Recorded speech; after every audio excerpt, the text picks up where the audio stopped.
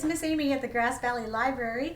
I'm here with you for another episode of Random Acts of Science. So thanks for joining me this morning. We're going to be discussing loads and how forces or weight can be distributed. This has everything to do with engineering and architecture and how things are built. So let's get started. You can grab a bag at the Grass Valley Library that has everything in it that you're going to need for this week's experiment. If you can't get to the Grass Valley Library, feel free to give us a call. We'll send it to the library of your choice and you can pick it up there. So on the outside of the bag, you're going to find a QR code. You can scan that with your device and it'll take you to this YouTube video, and you can watch it anytime you're ready to start the experiment. So also inside that bag, you're going to find a description of the experiment, all the supplies that you're going to need, and on the back side, some more resources and information about the science behind the experiment. You're also going to find a wooden dowel, a cardboard tube. If you're doing this again at home, toilet paper tube would work just fine. There's a small envelope with a rubber band and a couple of facial tissues inside of it. And there's another bag that has about a quarter of a cup of salt in it. So, all right, let's get started. So the first thing we're going to do is see what it looks like, or see how difficult it is to push the dowel through a piece of tissue paper.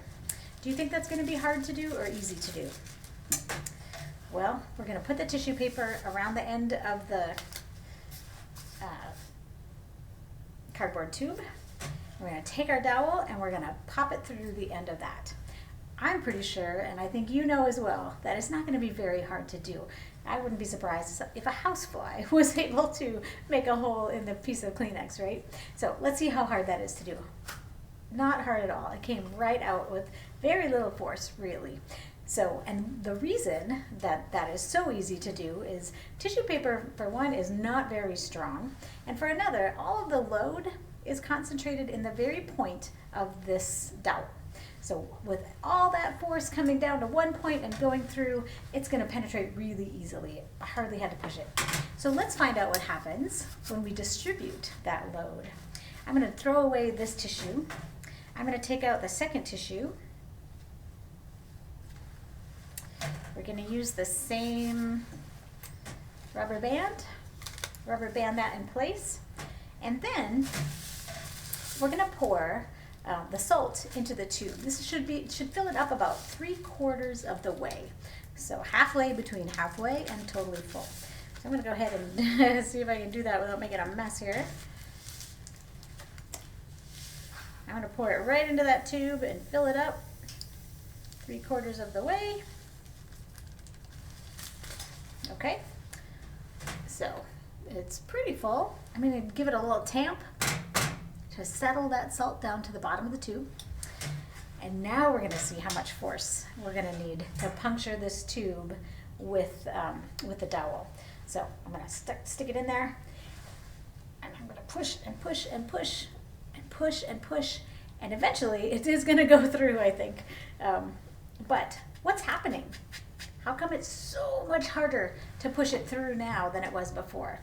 Well, it's because instead of a point load of force going right through the tissue, when this dowel and the forces hit the salt, it's distributing that load, which means it's like sharing that load among the hundreds of thousands of grains of salt that we've just poured into this tube. So all those little grains of salt are all taking part of that force, and they're transferring it to all the parts of the tube and the tissue paper until that load is shared, and it takes much more force to penetrate that. To penetrate the tissue paper at that point. So this is super relevant for building. It's why we have big foundations underneath columns instead of just a little tiny point underneath a column. Sometimes we have the big square columns, or foundations are flared at the bottom to distribute that load over as much ground as possible so that the foundation or the columns don't sink into the ground. So it's a pretty simple building concept, but a pretty great way to learn about it. So thanks for joining me this morning. Go ahead and give it a try. I hope to see you here next week for another episode of Random Acts of Science.